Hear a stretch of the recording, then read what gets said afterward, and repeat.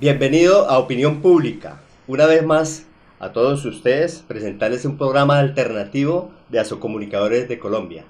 Bien, en la mesa de trabajo, nuestros compañeros de Asocomunicadores, Guillermo Molina, César Campos, detrás de cámara a Roger Cortés y el suscrito Carlos Pavón.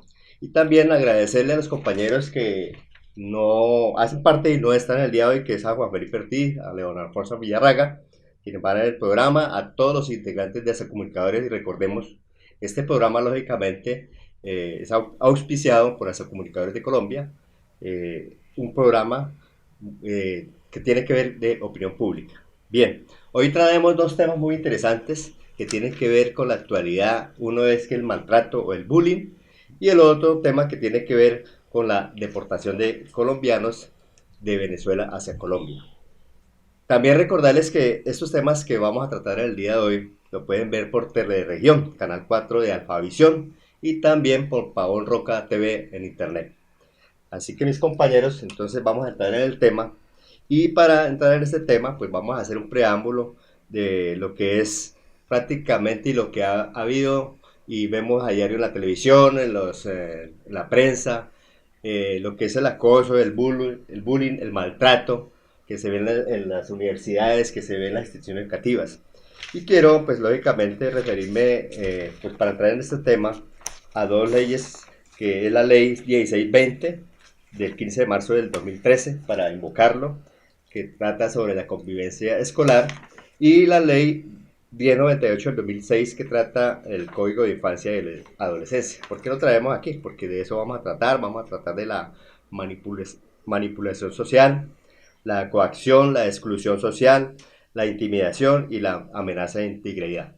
Así que compañeros, bienvenido Guillermo Molina. Entonces entremos en el tema y César Campos. Bueno, buen día a todos los teleaudientes a este programa, que es su programa de opinión pública. Bienvenido César. Gracias, saludo especial a los televidentes de Opinión Pública, igualmente a quienes visitan el canal 4 de Alfavisión de Teleregión, de este programa especial que estamos desarrollando desde los estudios de Asocomunicadores de Colombia. Bien César y bien Guillermo, hemos traído estos dos temas porque hemos visto, a mí me ha impactado mucho lo que ha habido el maltrato en la frontera y lógicamente en las instituciones educativas, y ustedes que son especialistas y que trabajan en las instituciones educativas, pues queremos hablarles a todos sobre este aspecto y tratar aquí como opinión nuestra, porque recordemos que la opinión nuestra de comunicadores y es tratar a que todos ustedes que nos están viendo participen en los foros a través de la comunidad, a través de las instituciones educativas, en fin, que se documenten y traten de este tema tan fundamental. Bueno, bien, Guillermo, ¿qué es el bullying? ¿Qué es el maltrato? ¿Qué ha pasado actualmente con lo que estamos hablando en este tema? Bueno, de todos es conocido que ha existido en la historia de la humanidad el maltrato de padres a hijos, de hijos incluso a padres, y de esposos entre sí.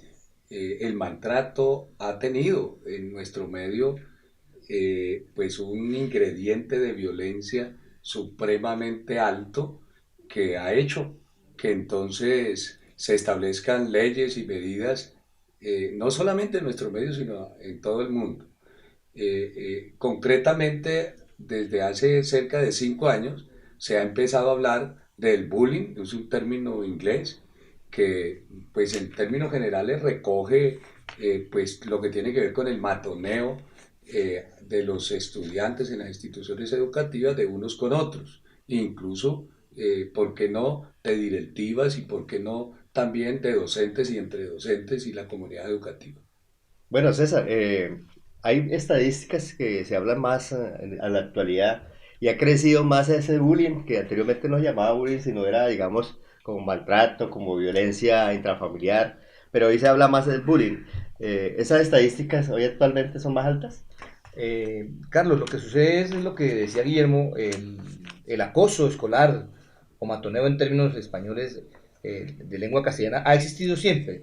Lo que pasa es que en estos momentos es mucho más fácil de pronto tener estadísticas o se han preocupado más por llevar estadísticas y por ejemplo hay un informe en la Secretaría de Educación del distrito donde en el primer trimestre del 2014 284 situaciones de matoneo escolar en esa Secretaría de Educación en el distrito. Eso hace que la convivencia se altere, pero por supuesto que en otros sectores de Colombia, en cada una de las Secretarías de Educación, pues hay unos datos estadísticos que muestran cómo se está realizando un seguimiento mucho más cercano a lo que es el matoneo escolar. Ahora, la ley 1620, como usted lo mencionaba, del 2013, pues lo que ha hecho es precisamente que ha facilitado de pronto para las instituciones que tengan un mejor manejo sobre esa situación y que en este momento ya se pueda llevar incluso al campo penal cuando así lo ameriten las circunstancias.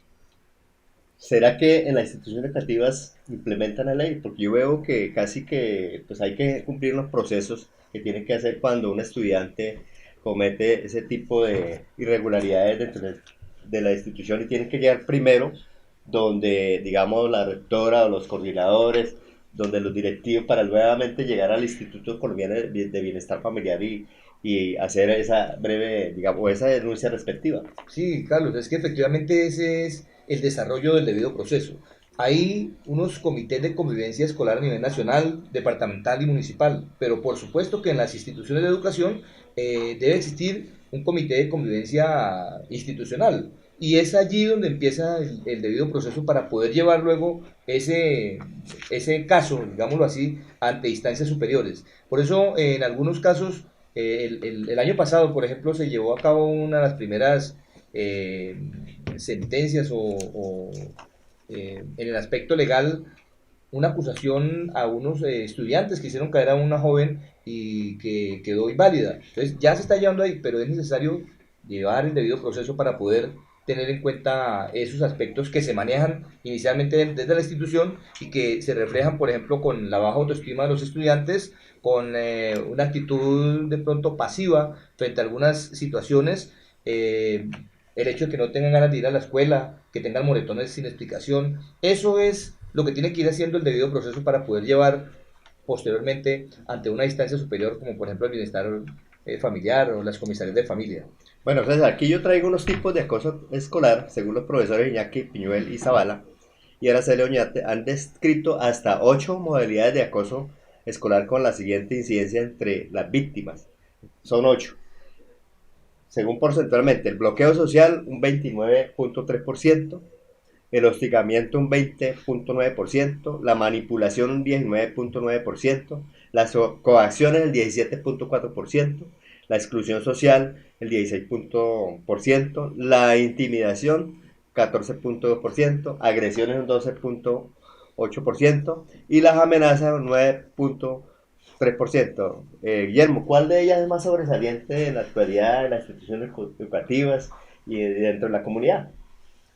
Bueno, entre los mismos estudiantes existe violencia, dado que nuestro nivel de cultura hace que cualquier incidencia negativa o positiva en la interacción entre los estudiantes, pues genera ya momentos de maltrato entre sí para dirimir alguna situación determinada. Entonces, es el medio social en el que vivimos que hace que también en la escuela y en las instituciones educativas pues se refleje lo que vive la sociedad. Por eso el problema del bullying no es solo y exclusivamente una lucha para tratar de democratizar la escuela y para tratar de generar ambientes de convivencia en las instituciones escolares, sino también en la sociedad. la clase política también genera maltrato, porque no solamente hostiga, sino también genera problemas, no solo al no solucionar las situaciones concretas de las comunidades, pues problemas de orden público. Uno ve, por ejemplo, en Ibagué, cómo no se le ha resuelto todavía a los empleados de la clínica Minerva su situación y todavía les adeudan un mundo de plata. Y si salieran en este momento a plantear su solución, téngalo por seguro que la actitud gubernamental no va a ser la de mediar para la solución, sino la de reprimir, porque ese es una política de Estado y eso genera violencia. Lo mismo en el hogar, la situación de conflicto entre los cónyuges pues genera entonces violencia, el niño capta eso y también lo lleva indudablemente a la escuela. Con los vecinos se presentan situaciones similares, residentes de un barrio, residentes de una urbanización, pues realizan entonces acoso, matoneo, maltrato de unos con otros, porque la solución tiene que ver entonces con una situación educativa y con una situación cultural que haga posible que todos vivamos en convivencia. Carlos y Guillermo, pero mire usted que, por ejemplo, la incidencia entre intimidación y agresión es mucho menor en este momento que el bloqueo social. Y es que el bloqueo social se está dando específicamente por el uso de las redes sociales. Fundamentalmente es una herramienta que han utilizado para eso. Ya no son solamente los apodos que se dan en el aula de clase, sino también cómo el estudiante o un grupo de estudiantes hacen un bloqueo social utilizando las redes sociales. Entonces, ya nosotros vemos, no es porque se haya implementado la ley 1620 frente al matoneo escolar que esa incidencia ha sido menor, la agresión y la intimidación es menor que el bloqueo social. Es porque hoy existen otras formas de ejercer ese matoneo, que es también algunos llaman el matoneo virtual, ¿no? Y sobre eso también tendrá que entonces trabajar desde las instituciones educativas, la familia y el Estado. Pero hay una situación que pues me llama mucho la atención, que este tipo de bullying, acoso y maltrato más que todo se ve en la parte, digamos, en las instituciones educativas escolares, más que la secundaria y más que la universitaria. En todas tres hay tipo de matoneo y bullying, pero a mi parecer creo que en la parte escolar hay más maltrato. ¿Es así, César? Lo que pasa es que lo que decía Guillermo hace un momento, desde la familia empieza a ejercerse violencia por todos lados. Entonces el niño Desde va la teniendo comunidad eso. también. Exacto. Desde la Está en la familia, el familia, hogar. la comunidad, y eso se refleja en el ámbito escolar. Y entonces es una tarea muy difícil la que tiene el maestro en básica primaria para empezar a moldear a ese niño, y seguramente que será un trabajo infructuoso si en la casa no hacen algo similar para evitar que se genere esa violencia. Bueno, con todo respeto, porque ustedes son docentes y trabajan en la rama educativa, yo sé que hay muchos docentes que hacen el trabajo bien, muchas personas que cumplen las leyes dentro de la institución educativa de los docentes, pero hay un grupo de docentes en todos los ámbitos que practican, digamos, ese maltrato hacia los estudiantes. Lo mismo, como decía Guillermo, entre los docentes contra los estudiantes, y más que todo en la parte escolar uno ve que maltratan a los niños de 5 años que están haciendo la etapa preescolar, que los maltratan pegándoles, ¿sí? Todo ese tipo de maltrato se está viendo mucho a nivel nacional y en todas partes se ve ese aspecto, ¿no, Guillermo? Sí, venimos de una sociedad patriarcal, de una sociedad regida bajo el escolasticismo que priorizaba el castigo como un aspecto central, y la sociedad misma formó educadores en esa pedagogía, en la pedagogía de colocar la mano, de darle con la regla o de darle palmadas a la gente. Hoy ya ha disminuido indudablemente porque el magisterio también se ha puesto a tono con la época, pero no quiere decir que no puedan existir casos eventuales y particulares donde todavía se ejerce eso, que me parece pues que está totalmente mandado a recoger y que obedece precisamente a, como en la sociedad existen sectores atrasados, sectores intermedios y sectores avanzados. Eso ocurre igualmente con los padres de familia. Existen unos que no ven el maltrato como una forma para educar a sus hijos, mientras que hay otros que sí lo hacen permanentemente, por cualquier situación. Hemos visto en los canales de televisión y en los mismos hogares de los estudiantes como un niño que tiene hambre va a la cocina, se come una papita o algo, o una fruta, y inmediatamente la mamá lo reprime, ya sea calentando una cuchara y quemándolo, como han ocurrido casos extremos. Pero eso tiene que ver precisamente con la cultura que hemos venido teniendo desde hace mucho rato. Obviamente que faltan todavía medidas, pero agresivas, de educación y de formación en valores. Uno ve programas de televisión que permanentemente están precisamente priorizando la violencia, figuras incluso de la misma farándula, que pasan por televisión su vida, y se está priorizando fenómenos que tienen que ver con la violencia y fenómenos que tienen que ver con el maltrato, incluso verbal y físico. Entonces, fíjese que desde programas de televisión existe, no una cultura de la no violencia, de la convivencia, sino una cultura es de la agresión. Y le pedimos a las escuelas y a los docentes que formemos una sociedad, cuando la sociedad misma, a través de los establecimientos públicos, como son los ministerios y como son todo lo que tiene que ver con los entes del Estado, pues generan también ese tipo de cosas, y las políticas son demasiadamente pocas en relación a esa situación. Bueno, César, yo le voy a decir una cosa muy importante. Yo he tenido personalmente en las instituciones educativas,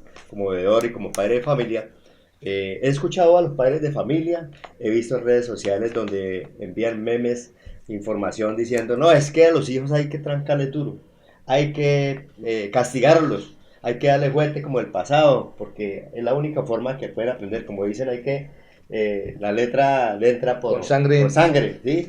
Entonces yo personalmente no comulgo con eso, pero se sigue viendo en las instituciones educativas padres de familia que se expresan de esa manera y siguen maltratando directamente, lo hacen público. ¿Usted qué opina sobre eso, César? Carlos, miren, Guillermo ha hecho una semblanza de factores que inciden en ese aspecto. Y es cierto, hay sectores retrasados, medios y avanzados. El magisterio no escapa de eso. Aún quedan algunos rezagos de unos pocos docentes que ejercen presión utilizando algunos aspectos que no son inherentes a la pedagogía, como por ejemplo el maltrato. Pero eso es un número que es muy reducido. Sin embargo, entre los padres de familia todavía encontramos, sobre todo en la parte rural, algunos padres que siguen implementando esa práctica escolástica, como decía Guillermo, de utilizar el castigo como una forma de llevar el conocimiento del aprendizaje. Por supuesto que el magisterio colombiano no tiene como una pauta específicamente que esa sea una herramienta pedagógica para llevar el conocimiento, pero sí podemos encontrar muy esporádicamente docentes que todavía están practicando eso. Lo mismo que lo que decía usted y lo que decía Guillermo, no solamente algunos docentes, sino muchos padres que todavía ejercen esa presión, pero hoy en día el Estado y algunas leyes punitivas pues han hecho que haya bajado en gran cantidad de esa práctica. ¿Usted tuvo castigo con regla cuando estudió? Sí, claro, cuando estuve en el colegio, en la escuela, fundamentalmente en la parte primaria, me acuerdo mucho de algunos profesores que utilizaban la regla, y unos muchachos que entonces se quitaban una pestaña y ponían que para que se partiera la regla. Son mitos todavía que nosotros, de pronto, para nosotros no fueron mitos, fueron realidades, ¿no? Cuando yo ingresé a la escuela todavía castigaban a algunos compañeros poniéndole ladrillos al lado y lado y haciéndolos caminar de rodillas sobre granos de maíz o granos de arveja, ¿sí? Que eso hoy yo creo que en ninguna parte de las instituciones educativas se ve eso. Es decir, que hemos ido avanzando, pero todavía quedan rezagos muy pequeños, ¿no? No de pronto que le pegue con la regla, con el ladrillo, pero sí que le pegue un pellizco, sí que le jale la oreja. Y eso es algo que no está permitido, pero que desafortunadamente en algunas ocasiones esporádicas se sigue realizando. Hoy, mire, hoy todavía hay casos de, inclusive pasó la semana pasada donde vi una niña que iba por la calle y le dijimos con mi señora, venga niña, ¿usted por qué no está estudiando? No, que me cerraron la puerta.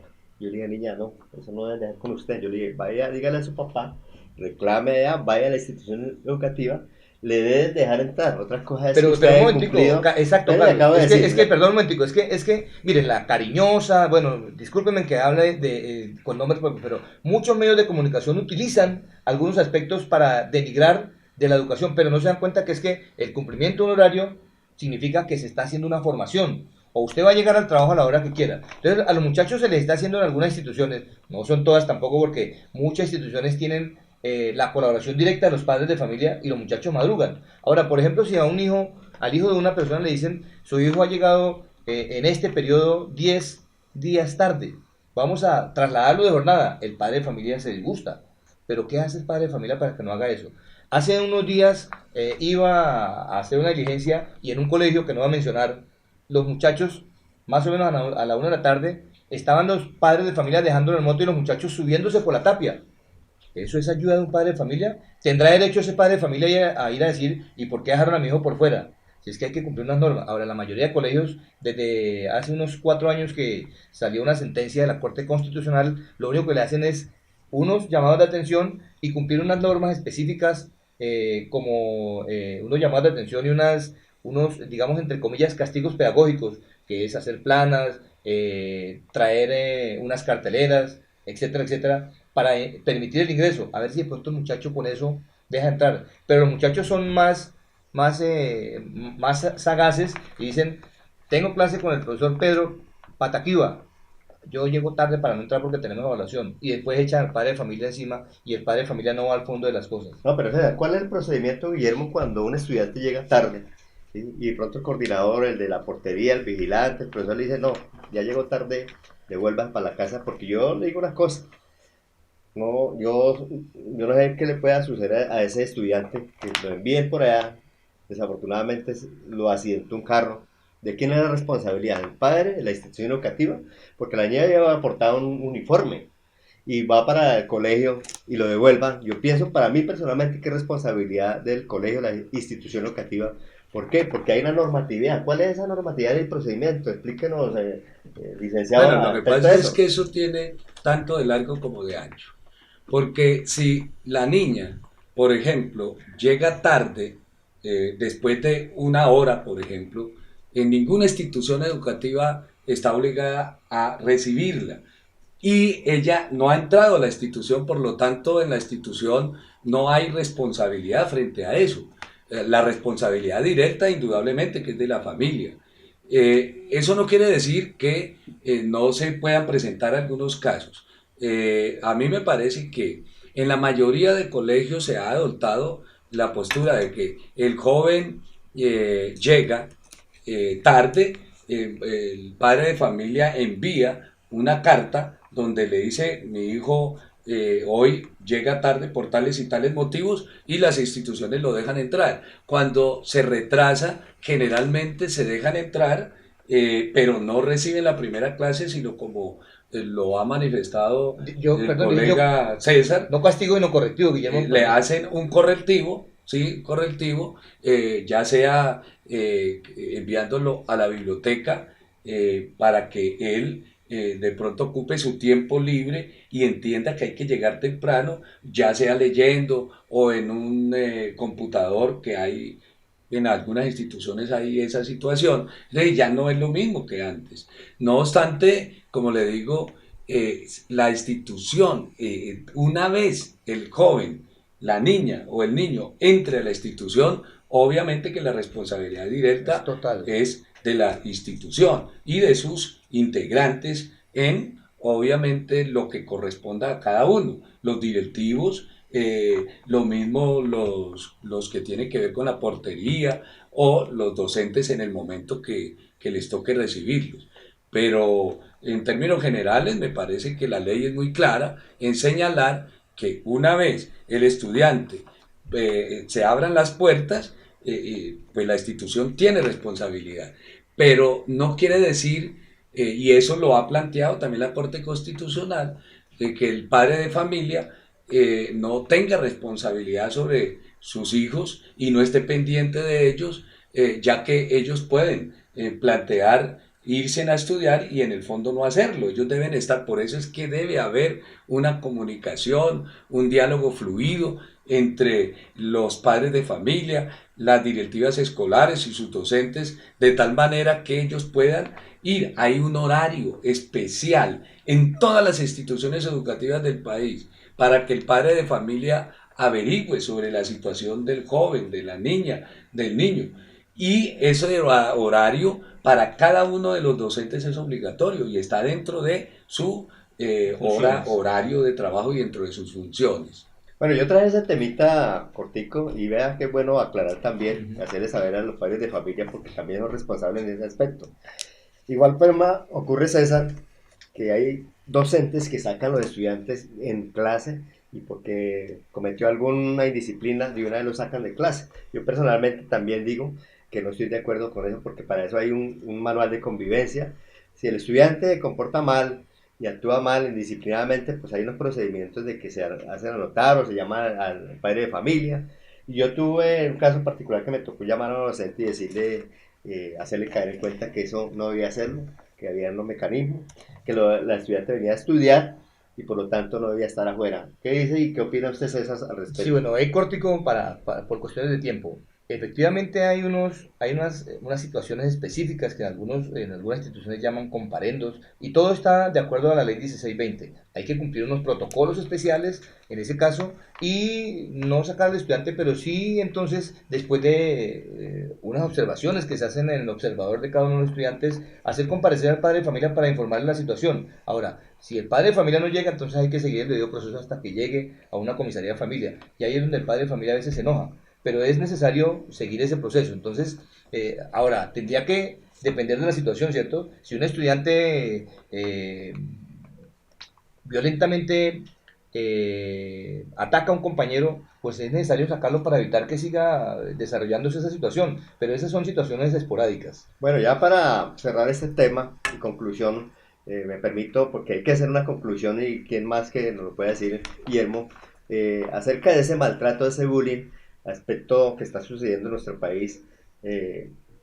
Cada día se fortalece más o se debilita más en ese aspecto, crece más en esa parte o hay que trabajar más arduamente de parte del gobierno y de parte de la comunidad en ese aspecto, ¿o bien? No, hay esfuerzos, me parece que esfuerzos de muchos padres de familia conscientes, hay esfuerzos de la comunidad educativa, de los docentes, de los directivos, hay esfuerzos incluso del gobierno a través de alguna publicidad, alguna propaganda tendiente. Sin embargo, la forma como está regulado, por ejemplo, los medios de comunicación en Colombia, tanto escritos como de televisión y radio, audiovisuales, pues no obligan a que se ejerzan campañas permanentes de educación. Es que los canales privados les interesa más estar el rating y la publicidad y la plata y no realmente dedicar tiempo para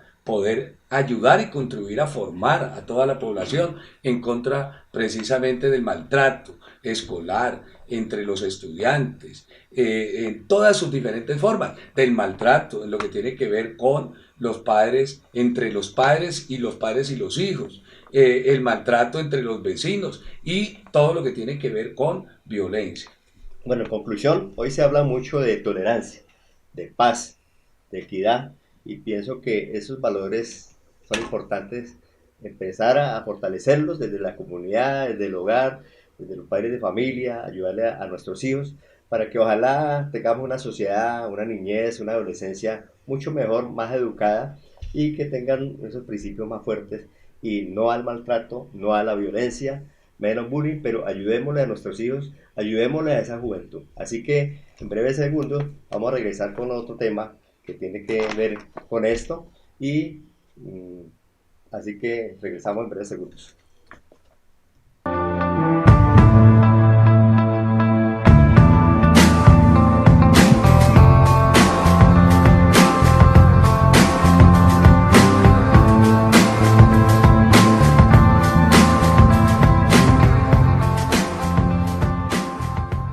Problemas en el agua que bebemos, en los alimentos que preparamos, Agua Viva O3 tiene la solución.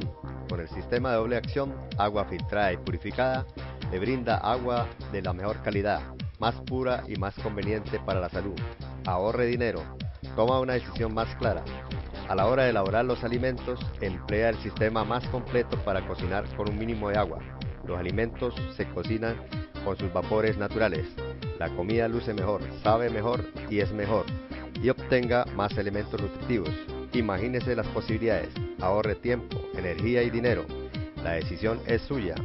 Tenga todo esto y mucho más mejorando la salud en Agua Viva O3, porque la salud y la familia son factores más importantes en nuestras vidas.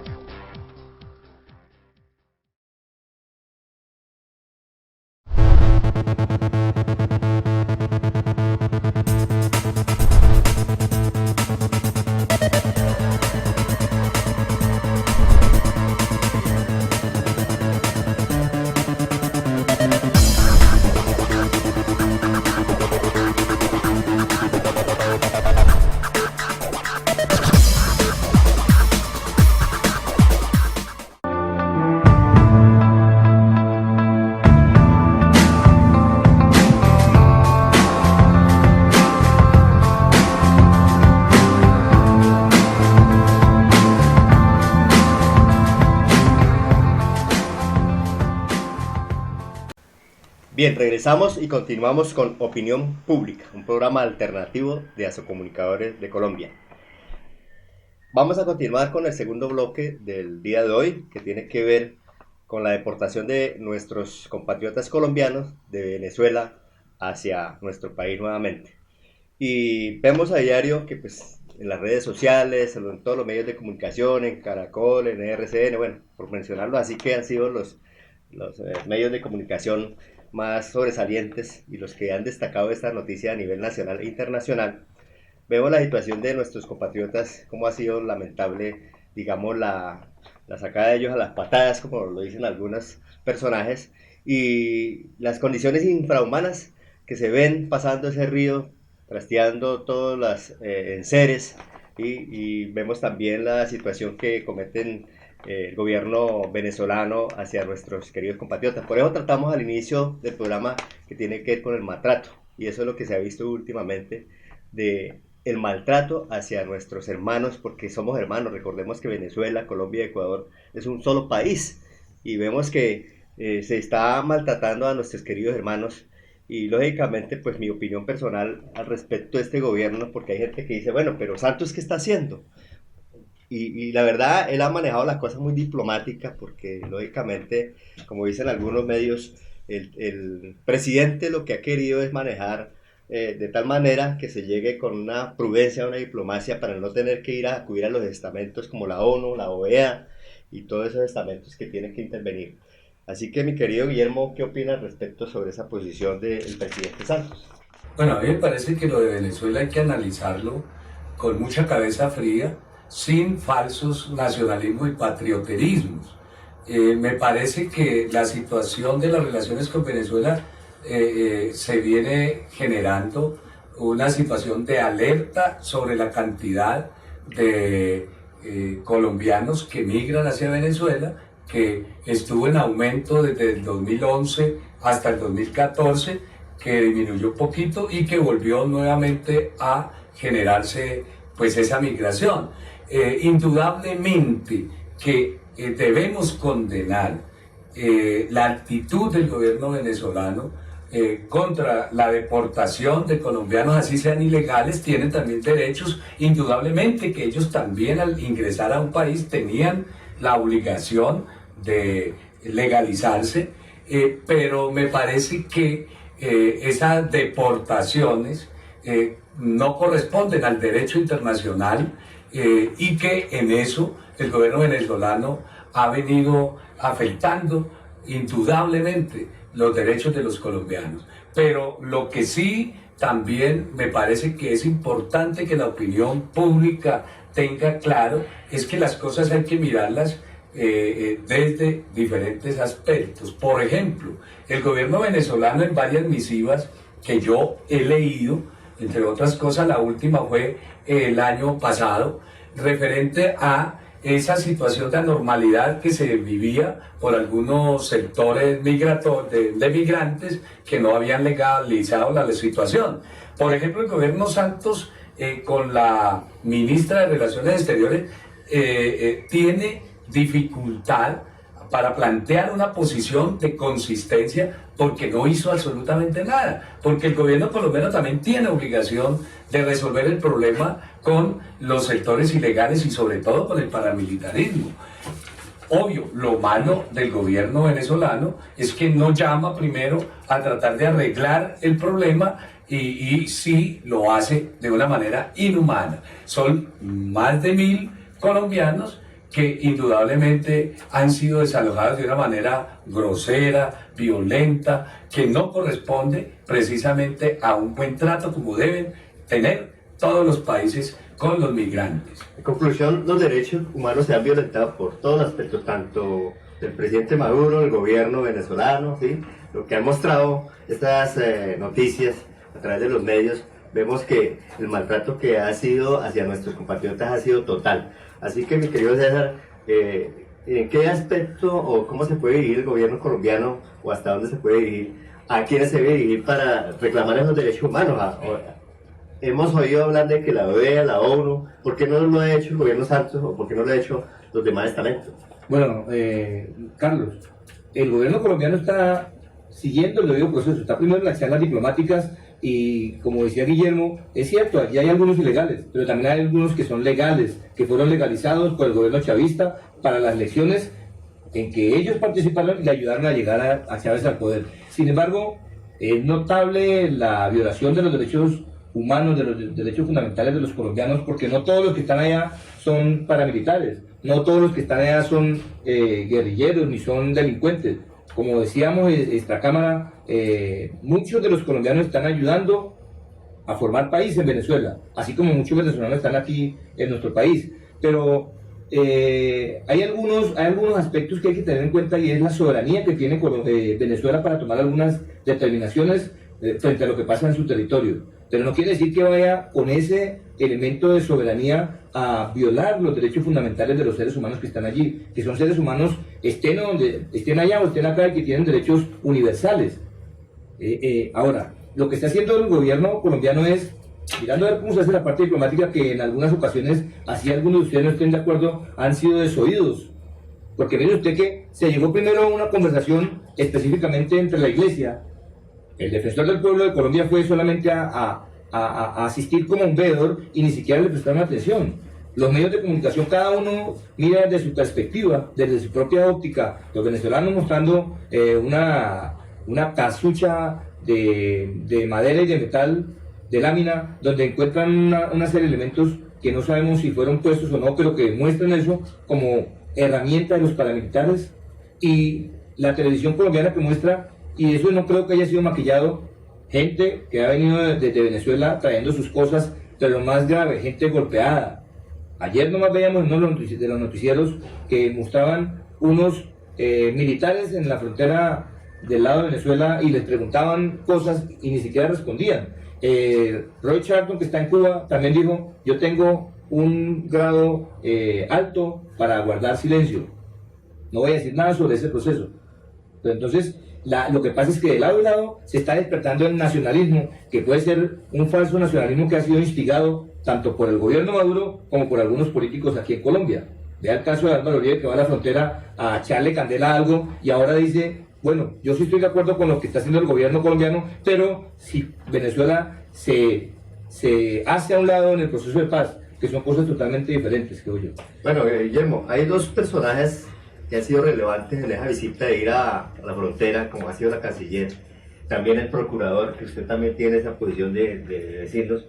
¿Cuál ha sido la posición de ellos? Porque la verdad, a mí personalmente, como para tratarlo de la Cancillería, ha sido más que todo un símbolo, porque ese trabajo y la posición que ha mostrado la ministra ha sido más que todo de relaciones públicas. No toma una decisión, no tiene una decisión para decir qué hacer. Siempre tiene que estar dependiendo lógicamente del gobierno y de Santos, y veo que la posición de ella aquí, cuando hizo la reunión con la ministra de la Canciller de Venezuela, no quedó nada. Entonces, expliquen un poquito y amplíen más sobre ese tema de esa visita y la posición de la canciller y el procurador, Guillermo.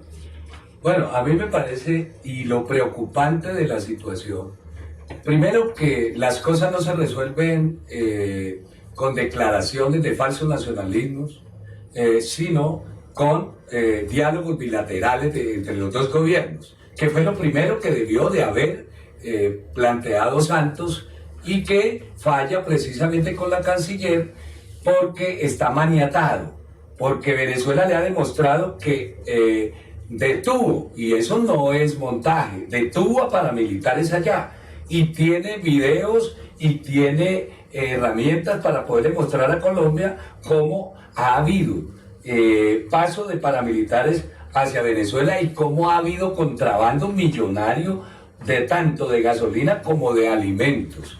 El problema radica es que el gobierno colombiano y la clase dirigente nuestra ha obrado con doble moral, con hipocresía, porque frente a situaciones incluso de muerte, por ejemplo, hace poco recordábamos nosotros cómo la situación de cerca de 5.000 niños en La Guajira muertos de inanición y de hambre no fue el tema central para que los dirigentes políticos como Uribe, como Pastrana, como Gaviria, como la exministra Sanín, pues salieran y se rasgaran las vestiduras para tratar de resolver un problema que La Guajira tiene y que Pastrana además, lo mismo que Gaviria, lo mismo que Uribe y lo mismo que Santos no han resuelto y que todavía siguen muriendo.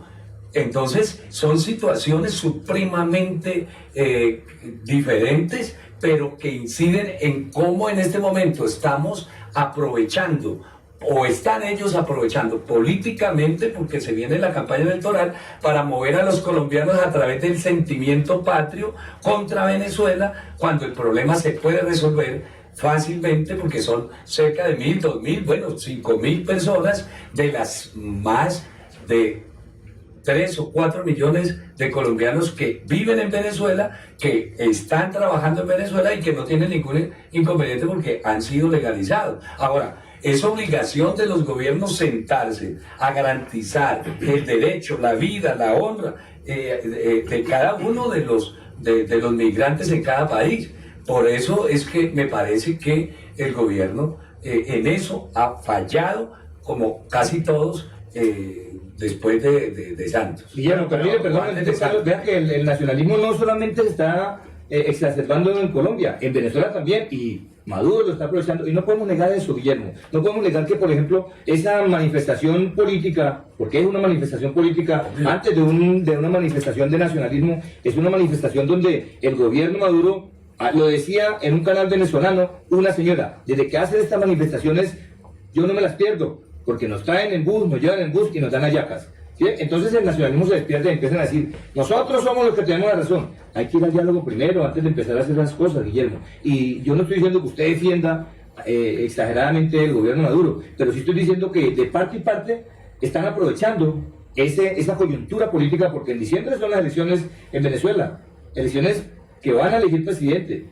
Y es posible que en este momento el gobierno Maduro, aunque uno no crea, ha ido perdiendo en las encuestas, que pueden ser maquilladas también, ¿no? Como sabemos que hay encuestas que son maquilladas. Pero de ahí a que eso no sea verdad, es difícil, porque ha ido perdiendo. Puede que no haya perdido en la proporción que están diciendo las encuestas, pero ha perdido puntos frente a la oposición del gobierno Maduro. Y eso es lo que está haciendo. Estimado César, claro, una cosa, es que el problema no radica en que se niegue en este momento que ha habido un procedimiento obviamente antihumano, un procedimiento incorrecto del gobierno venezolano, y que ha habido aprovechamiento. Indudablemente que ellos toda la vida han aprovechado desde el punto de vista político, y eso lo han hecho también acá. Pero los medios de comunicación le han venido dando un bombo porque tiene una forma malévola para tratar de buscar el centro de atención en este momento, en esa situación, y no en los problemas que tiene la nación, que son supremamente más graves y que tienen que ver con muertos. Fíjate que en el gobierno de Uribe la situación dramática de Desplazamiento. gente, de desplazamiento incluso a Venezuela, porque él fue el mayor Fundamentalmente a ese lado, provocador, fundamentalmente a ese lado. el mayor provocador de la migración de colombianos a otros países, y eso no lo podemos negar. Y ahora saca con su megáfono y a decir entonces que él está defendiendo a los colombianos cuando no solamente hubo más de 5.000 muertes, porque están ya comprobadas, porque eso es lo que ha arrojado precisamente lo de las fosas comunes y todo, y eso ¿a dónde ha quedado? Entonces nadie está diciendo que estamos de acuerdo con lo que Maduro está realizando allá contra los colombianos, indudablemente, pero que el procedimiento también de Colombia no puede ser exactamente el mismo, Sí, claro. ¿cierto? Sino llamar indudablemente a hablar y a llegar a acuerdos para que exista un ambiente de cordialidad y no se convierta ese problema en un problema electorero, que es lo que están haciendo los partidos tradicionales acá en Colombia. Por eso, Guillermo, pero es que ese sistema electorero, ese aprovechamiento de esa coyuntura que están haciendo los políticos, aprovechándose de eso, lo que está haciendo es que se despierte un falso nacionalismo y que empiecen ya, la gente de estratos bajos ya está pensando, es que vamos a ir a pelear, vamos a ir a guerra, cuando eso no es la esencia fundamental de la problemática. Lo que sí es que hay que pararse, de pronto, por ejemplo, ya llamó al embajador, se demoró el gobierno de Santos en llamar al embajador a consulta, de haberlo llamado antes, porque es que es, como decía un paisa, es el tonito en que se dicen las cosas, Guillermo. Venezuela tiene razón porque tiene que defender su soberanía en muchas cosas, tiene razón, pero no tiene razón en la forma como ha ido desplazando a los colombianos. Claro, Ahora, usted decía hace un momento, aquí ha habido desplazamiento hace muchísimos años y no se ha dicho nada. Usted mencionaba, por ejemplo, el desplazamiento que se presentó en algunas regiones. Mire, por ejemplo, el desplazamiento de los campesinos para la represa del Quimbo. Le dieron palo, gases lacrimógenos, les pegaron y fue la misma autoridad colombiana. Eso es desplazarlos de su mismo lugar. Pero ante eso no se ha hecho nada porque en ese momento no había elecciones. Ante ese momento no se presentaba nada. Aquí tratamos un programa del desplazamiento de la gente de Villatina. Entonces, de eso no hablamos nada. Pero como esto es algo internacional que da mucho más bombo, hay que utilizarlo. Lo malo es que se utilice para despertar el nacionalismo. Lo bueno es que hay que mirar cómo se llegan a diálogos concertados. Bueno, César y Guillermo, yo tengo mi opinión respecto porque he mirado la noticia y los antecedentes. Y desde que se comenzó a hablar aquí en el gobierno de tal narcotraficante Megateo, las cosas como que cambiaron, ¿no? Porque se decía que, o se dice que el hombre está refugiado en Venezuela y que lo protegen allá, a la par y toda esa cuestión de ese negocio que hay del narcotráfico. Y lógicamente que los que están involucrados en el gobierno militar de Venezuela. Yo pienso que esa ley del estado de excepción, que le hablamos aquí en Colombia como conmoción interior, pienso que lo decretaron de una manera, pues para proteger a esos narcotraficantes, a toda esa guerrilla que está allá, porque ahorita no se habla de ley de sección y de cuestión digamos, de contrabando, ¿sí? Están hablando prácticamente, Maduro dijo que era de seguridad, que había decretado la ley de sección para brindarle seguridad al país, y resulta que las cosas están cambiando, ya no se está hablando de seguridad y de protección, sino que está hablando de que le está solicitando al gobierno que haya control al contrabando. Y pienso que esas cosas se han ido como ¿sí? Pero yo no sé, Carlos, hasta dónde uno pueda afirmar que las medidas que se están haciendo es para proteger a la guerrilla, ¿sí? Para proteger a la guerrilla específicamente y para atacar específicamente al paramilitarismo. Sí, está comprobado que hay paramilitarismo, pero es contrabando. Es que la deportación es una cortina de humo. Eso es diferente. No, a mí me parece que permítame una cosa, porque es que acá a veces como que se tuerce y no se plantea la cosa en su esencia. El gobierno venezolano toma una medida ante un ataque de un sector paramilitar, comprobado que fue un sector paramilitar. Sí, eso no se puede negar. Eso no se puede negar, pero tampoco se puede negar que en la frontera colombo-venezolana existe microtráfico, narcotráfico, que hay delincuencia, que hay guerrilla, que hay sectores paramilitares, etcétera. Es decir, que es una franja donde ambos gobiernos y ambos estados deben combatir, ojalá por igual. Entonces, nada saca en Venezuela con tomar medidas de excepción si Colombia tampoco asume una responsabilidad sobre toda esa cantidad de contrabando de toneladas de alimentos y fuera de eso, De de gasolina. Fíjense que la BBC, por ejemplo, hizo un artículo muy interesante sobre cómo al llegar a Ureñas, toda esa región huele a gasolina. ¿Por qué huele a gasolina? Porque resulta que la Guardia Venezolana empezó a buscar casa por casa a ver dónde había alimentos o dónde había gasolina que estaban trasladando de allá para acá. Y la gente lo que estaba haciendo era regar la gasolina para no tener eso. Es decir, hay en este momento un olor a gasolina en la frontera y un olor de gasolina en la frontera que está aprovechando también la clase política colombiana para prenderle fuego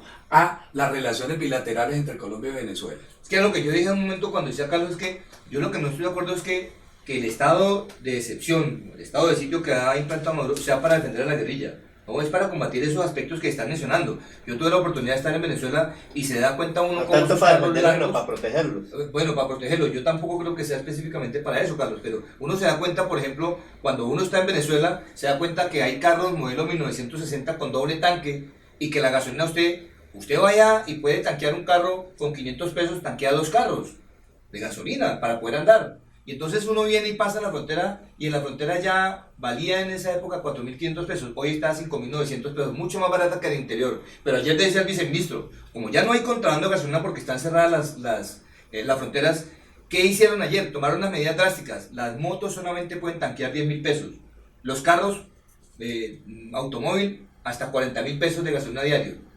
Las camionetas hasta 60.000 pesos. Que eso es una cantidad de gasolina por 5.000 pesos. No le echa un carro 50.000 pesos y camina perfectamente 3 días, 3 o 4 días. Y allá le están dando 40.000 pesos y resulta que también están vendiéndola porque está subsidiada ya por Colombia, porque no hay contrabando. Y se la están robando desde allá también para venderla en otros sectores aledaños a Bucaramanga, a Cúcuta. ¿Sí ve? Entonces están atacando ese contrabando que tiene minado y que ahí sí hay que decir que parte de algunos integrantes de la Guardia Venezolana están inmersos, están incluidos porque el periódico ABC de España decía en uno de sus artículos, el problema inicia cuando 3 militares son baleados y resulta que son baleados por algunos de la misma guardia que están enfrentados por el dominio de ese contrabando que se está Y dando la ahí. corrupción que Sí, hay pero en el indudablemente la corrupción no solamente es con la Guardia Venezolana, Pues, sino también con la Es de parte y colombiana. parte, claro. Porque resulta Claro. que traer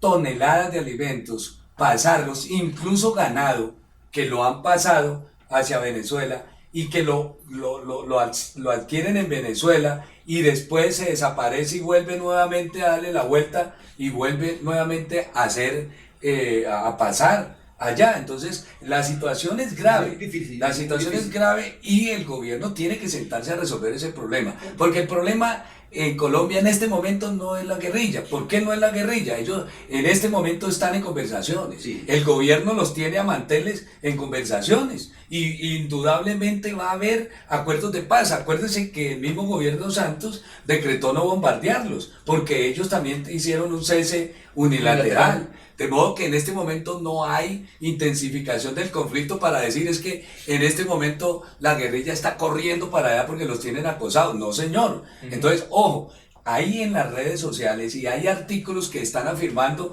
e incluso Uribe lo planteó, que él con su bondad grandísima le iba a dar tierra del ubérrimo, entre otras cosas, que son un mundo de hectáreas, que no tiene ningún problema de darle 200 hectáreas a todos ellos, además no tan bien habidas, porque Vamos a ver nosotros si cumple, sabemos vamos a lo ver. del papá. A ver, sí. Entonces, para eso, pero es que detrás de eso hay la consideración y la política estratégica norteamericana de escindir a Colombia, de pretender, si el gobierno colombiano llega a acuerdos con las FARC, es posible que Uribe encabece una postura para dividir a Colombia. Ya incluso algunos que están en el centro democrático están planteando la necesidad de establecer lo que es la Guajira, lo que es Cúcuta, lo que es Córdoba, lo que es Cesar, casi todos los departamentos de la costa para independizarse de Colombia. Ojo, porque esa postura es de los mismos del centro democrático que la han estado planteando a las bases en la costa. Entonces, por favor, Eso es una locura y nosotros tampoco le podemos hacer Bueno, el juego es algo que a no esa se- es algo que no situación. se- ha salido en ningún medio de comunicación. Eso no ha salido en ningún medio, Guillermo, pero es cierto lo que usted está diciendo. Así como cuando se planteó, cuando estaba Escobar, que Antioquia fuera independiente y soberana, así se está planteando esa parte de Colombia que se podía llegar a decidir. Bueno, Guillermo y César, yo he visto que el tratado, el acuerdo de paz que hay en La Habana ha pasado a un segundo plano. A mí me parece que también están preparando algo detrás de eso, que ha creado esa situación de lo de Venezuela, porque tiene que ver Venezuela, el gobierno venezolano también en el proceso de paz. Y ahora están diciendo que lógicamente no van a permitir de que a Venezuela y el gobierno lo vayan a excluir, digamos, de la mesa de paz. Entonces, expliquémonos, porque la opinión pública necesita saber qué está pasando con ese proceso de paz y qué tiene que ver ese conflicto, porque algo tiene que pasar o ha pasado en eso, Guillermo, ¿no es así? Sí, es decir, yo creo indudablemente que se va a llegar a acuerdos. Están casi inminentes a firmar el acuerdo. Y de todas maneras la situación con Venezuela tiene que resolverse de manera bilateral, esté Maduro o no esté Maduro, esté Santos o no esté Santos. Así haya conflicto, va a haber paz. No va a haber paz, va a haber acuerdos entre la guerrilla y el Estado colombiano. Específicamente con un grupo, porque tampoco es con toda la guerrilla. Sí, claro. Bueno, César, a propósito, de todas formas, ese cerramiento que está haciendo, digamos, Maduro, el gobierno venezolano, cerrando fronteras, ¿a qué conduce? ¿A qué vamos a quedar? Porque prácticamente yo lo que veo que Venezuela de pronto va a quedar es como Cuba, hay una isla encerrada donde los colombianos no van a poder ir, Brasil, ni ellos Bueno, tampoco. y Estados Unidos no ha cerrado, no ha puesto muros en la frontera luego. Bueno. Israel, bueno, miremos eso. Porque Sí, es que dentro del elemento de la soberanía, Venezuela puede hacer lo que no debe, yo por lo menos lo que no estoy de acuerdo es en que haya maltrato. Es cierto que con el cierre de la frontera, por ejemplo, la industria carbonífera se está afectando, pero eso al fin de cuentas no le reporta ganancias al Estado colombiano, eso son ganancias para entes privados. Sin embargo, en comparación con lo que dice Guillermo, hay estados mucho más grandes que han puesto barreras hace mucho tiempo y sobre eso no se dice nada. Bueno, en conclusión, ya como estamos casi al final del programa, pues hay muchos temas que nos quedan por fuera, Guillermo, porque es un tema de tratar ampliamente, muy bueno, muy atractivo para documentar, opinar aquí de parte de nosotros. Hay una cosa curiosa que encontré en este estado de sesión que quiere decir en alemán, Aushandelszustand. Muy buena. En teoría política es un concepto acuñado por el jurista alemán Carl Schmitt. Dice, casi que dice, me asusta en alemán. Sí, Entonces, Guillermo, ¿qué conclusión hay al respecto sobre este conflicto en Venezuela? ¿Será que se dilata? ¿Será que van a llegar a un acuerdo también en este proceso? Nos preocupa a nosotros como colombianos porque esa tensión que están viviendo los deportados, esa tensión que hay ya política, esa tensión que hay entre el gobierno venezolano, porque inclusive está convirtiendo una situación, como dice usted, nacionalista. ¿En qué va a parar esto, Guillermo? A mí me parece que un conflicto no le conviene a ninguno de los dos países y que me parece que el gobierno venezolano está actuando de esa manera para tratar de obligar al colombiano a que asuma posiciones frente al paramilitarismo en la frontera, frente al contrabando, y obvio que no es la mejor manera de hacerlo, indudablemente que no. Ahí estamos en esa disyuntiva y es importante decir que el conflicto es un conflicto necesariamente que tiene que ver con un aspecto económico, y es que el contrabando está afectando a la economía venezolana, aunque no es el causante de la crisis, ¿no? Pero está afectando porque la seguridad alimentaria se siente afectada. Entonces, de parte y parte hay que prestar atención a eso, hay que llegar a acuerdos, hay que poner de parte y parte. El gobierno colombiano tendrá que ver qué inversión hace para recibir a esos colombianos que son hijos de la patria, y mirar a ver qué aspectos económicos y sociales desarrolla en beneficio de ellos, porque si ellos fueron para Venezuela, allá puede ser porque hayan sido desplazados, porque tendrían una mejor calidad de vida allá. Entonces nosotros nuestro gobierno tendría que hacer eso y no estar peleando para que otros lo atiendan. Es como si yo mando a mi hijo a que lo atienda una tía y no le doy nada, ¿no? Y sin falsos nacionalismos. Exacto. En ninguna de las dos partes. Bueno, entonces hemos llegado al final de este gran programa. tan importante como fue el bullying, el maltrato, la deportación de colombianos a Venezuela. Esperamos que les haya gustado, es nuestra opinión, es respetable, ¿sí? La posición de ustedes también, así que háganos sus comentarios. Lo pueden ver como lo dijimos anteriormente al principio del programa de Teleregión Canal 4 en Alfavisión, por Pavón Roca TV y lógicamente por nuestro blogger. Ahí estarán el link del mismo programa que nuestro productor de este programa, Roger Cortés, va a colocarles a todos ustedes. Así que muchas gracias a todos ustedes, a los internautas, cibernautas. Esperamos vernos hasta un próximo evento muy importante. Hasta pronto.